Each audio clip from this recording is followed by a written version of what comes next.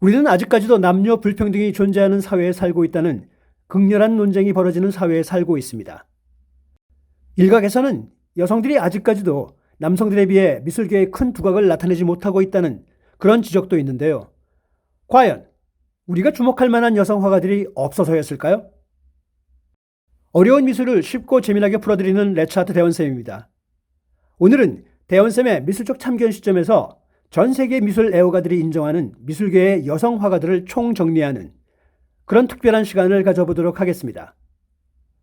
워낙 훌륭한 화가들이 많다 보니 이번 영상은 여성 화가 총정리편으로 시작을 하고 다음에 계속해서 주요 여성 화가들을 좀 더 상세히 다루어 보도록 하겠습니다.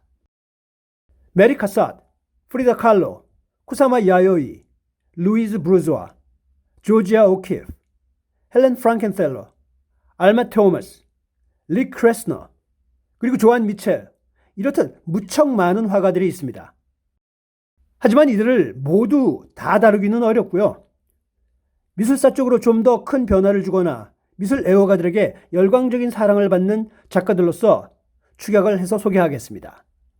우선 메리 카사트는 미국이 낳은 최초의 여성 인상파 화가로 알려져 있는데요. 그녀가 살던 19세기 말 미국은 유럽에 비해 보수적인 사회였습니다. 당시 유럽에서는 여성의 학문적, 문화적 활동이 훨씬 더 활발한 편이었습니다. 이에 젊고 당찬 여성인 메리 카사트는 파리로 유학을 떠나기로 결심했습니다. 물론 이 결정은 절대 쉽지 않았습니다. 하지만 그녀는 그 시대 미국의 여성으로서는 매우 앞서 나가는 행보를 보이게 됩니다.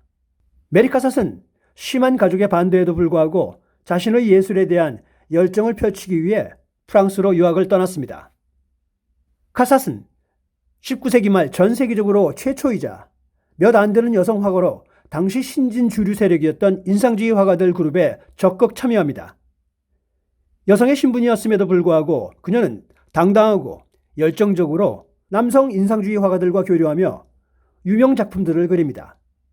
특히 그녀는 드가와 절친 사이였는데요. 드가는 그녀에게 많은 영향을 주었습니다. 카사트는 남성 중심의 관점에서 여성들을 그리거나 풍경을 그리던 동료들에 비해서 주로 엄마와 자녀의 사이에 현실적인 유대관계에 중점을 두어 여성의 사회적 그리고 사적인 삶의 그림을 그렸습니다. 그녀는 전통적인 인상파 스타일에서 벗어나 일본 우키요 파나의 방식으로 새로운 그녀만의 명작들을 그렸는데요. 대표적인 작품으로는 파란 안락 의자에 앉은 소녀, 어린이 목욕, 이런 작품들이 있습니다. 하지만 뭐니 해도 1894년에 완성한 보트 파티가 가장 유명한 그녀의 대표작이라고 할 수 있습니다. 그녀는 자신의 왕성한 작품 활동 외에도 프랑스의 신인 작가들을 미국의 부유층에 소개하고 미국인들에게는 유럽의 인상주의에 대한 홍보를 적극적으로 하는 여성 계몽가이기도 했습니다. 메리 카사트는 서양 미술사에 있어서 드가와 함께 당시의 인상주의 미술의 현대적인 빛과 디자인을 제시한 화가로 알려져 있으며 마리 브라크몬과 베르트 모리조와 함께 인상파의 위대한 세 명의 여인들이라고 평가받게 되었습니다. 다음은 멕시코의 프리다 칼로입니다. 역사상 가장 유명한 멕시코 예술가 중 한 명인 칼로는 초현실주의적인 그림으로 사람들의 상상력을 사로잡았습니다. 그녀는 종종 그녀의 인생에 있어서 가장 고통스러운 경험을 묘사한 자화상을 그리는 것으로 유명합니다. 그녀에게는 무자비할 정도로 많은 비극과 고통이 찾아오죠. 우선 1936년 칼로는 어머니의 죽음을 애도하기 위해 나의 탄생이라는 죽은 여자와 그녀의 갓난 아기 그림을 그립니다. 칼로는 그녀가 18살 때 당한 자동차 사고로 지속적인 고통을 받아왔습니다. 그리고 마침내 위험한 척추 수술을 받게 되는데요. 그 직후 1944년 부서진 기둥이라는 유화 작품을 그립니다. 그런 그녀에게는 또 다른 격동적인 일들과 관계가 펼쳐집니다. 바로 그녀와 그녀의 남편 디에고 리베라의 결혼 생활인데요. 그들의 결혼은 우리가 생각하는 정상적인 결혼은 아니었습니다. 그들 간에는 심한 싸움들도 있었고 수많은 불륜이 발생했으며 심지어 결혼 1년 만에 이혼까지 하게 됩니다. 그녀와 리베라의 관계는 매우 복잡함을 지녔습니다. 페미니즘적인 요소도 있고 남편 리베라와의 관계에서는 누가 더 소유적이냐라는 그런 질문도 발생합니다. 물론 그녀는 리베라와 다시 합치게 되죠. 칼로에게 리베라는 우상이었는지 아니면 칼로가 리베라를 소유하고자 하는 그런 집착이 심했는지 정말 많은 이야기가 나오는데요. 이 점은 프리다 칼로 편에서 좀 더 상세하게 다루겠습니다. 자, 그렇다면 화가이자 사회운동가로서의 프리다 칼로가 미술계와 우리 사회에 어떤 영향을 끼쳤는지 짧게 정리해 볼까요? 칼로는 남편 리베라를 만나며 사회주의적인 가치에 대해 관심이 높았습니다. 물론 이것은 당시 열렬한 공산주의 화가였던 리베라의 영향이 큽니다. 또한 그녀는 그녀의 기구한 삶을 살면서도 누군가에게 종속되는 삶보다는 자기 자신을 있는 그대로 나타내며 성찰하는 작가가 되고 싶었습니다. 그로 인해 여성성의 존중과 자신감으로 인해 그녀는 페미니즘에도 큰 영향을 남기게 됩니다. 또한 페미니즘에서 그치지 않고 그녀가 생각하는 사상과 느낌은 후에 성소수자 운동에도 지대한 영향을 끼치는 여성 화가였습니다. 미술 전문가에 따르면 칼로는 이러한 자전적 그림들을 통해 다른 여성 예술가들이 자신의 감정과 좌절을 예술을 통해 표현하는 것을 수용 가능하게 만들었다고 평가합니다. 세 번째는 미국의 조지아 오키프입니다. 오키프는 1887년에 태어나서 1986년에 사망한 미국의 대표적인 여성 작가입니다. 프리다 칼로가 멕시코의 최초의 대표적인 초현실주의 작가였다면 조지아 오키프는 미국 모더니즘의 어머니라고 칭해지는 인물입니다. 오키프는 새로운 추상적 표현으로 기존의 페인팅 스타일에 도전을 했던 최초의 여성 화가이죠. 그녀는 사진의 대부라고 할 수 있는 알프레드 스티글레츠와 결혼을 해서 남편의 사진에서 큰 영감을 받게 됩니다. 그 결과물이 1920년경에 제작한 고층 빌딩과 확대 표현된 꽃입니다. 그러던 그녀는 1929년 뉴멕시코로 여행을 하면서 황량한 사막에 매료됩니다. 그녀는 즉시 그가 사랑에 빠지게 된 사막 위에 동물뼈나 거대한 협곡들을 연작으로 그리게 됩니다. 이 연작들은 그녀를 당시 세계 최고의 미국 여성 화가로 알려지게 만들었습니다. 그 후 그녀는 그녀의 구름을 모티브로 한 공간 회화를 통해서 지속적으로 모더니즘 운동에 기여를 하게 됩니다. 그녀의 독창적이고 열광적인 작업은 70년대 그녀가 시력을 잃으면서도 수많은 드로잉과 수채화 등을 그리면서 계속됩니다. 그런 미국이 낳은 최고의 여성 화가의 엄청난 활동을 기리면서 미국 정부는 그녀에게 자유대통령 훈장을 수여합니다.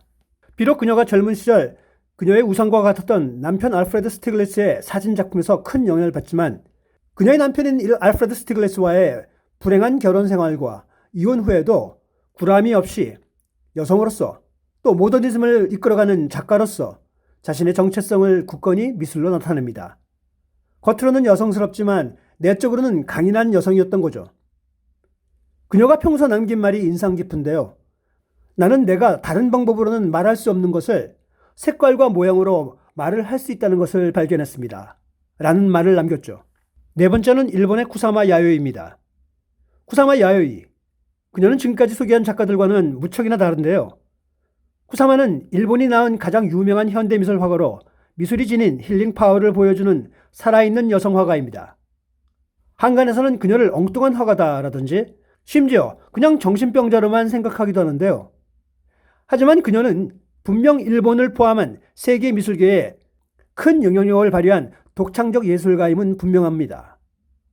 쿠사마는 어린 시절부터 환각 증세를 보이면서 자라왔습니다. 그런 환각 증세가 있는 상황에서도 그녀는 줄곧 그림을 그리며 그런 그녀의 정신 상태를 이겨가고 있었습니다. 그녀가 일본에서 미술학교를 졸업한 후 미국으로 건너가게 됩니다. 여기서 미국을 건너가게 된 특별한 이유는 쿠사마가 조지아 오키프에게 편지를 썼다고 합니다. 자신의 미술 세계와 그리고 자신이 처해 있는 사정 등을 이야기하니까 오키프는 미국에 와서 미술 공부를 좀 더 해보는 게 어떻겠느냐는 추천을 합니다. 그녀가 미술학교를 졸업한 후 미국으로 건너가게 되며 더 넓은 미술 세상을 경험하게 됩니다.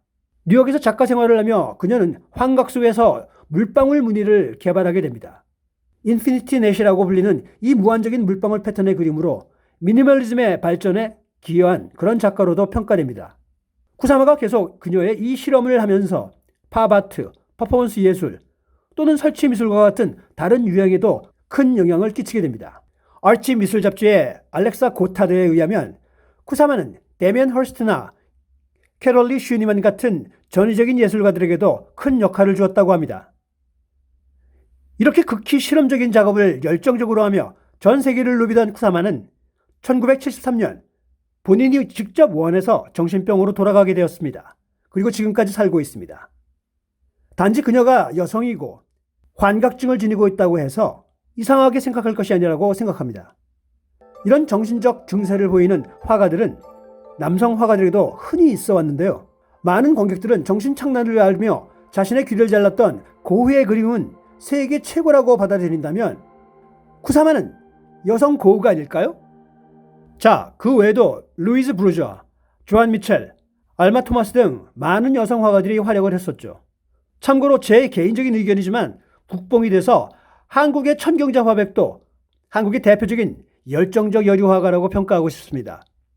제가 이번 영상을 준비하면서 그동안 지나치게 남성 화가 위주로 주목받던 시대가 있었다는 것을 느끼게 되고요.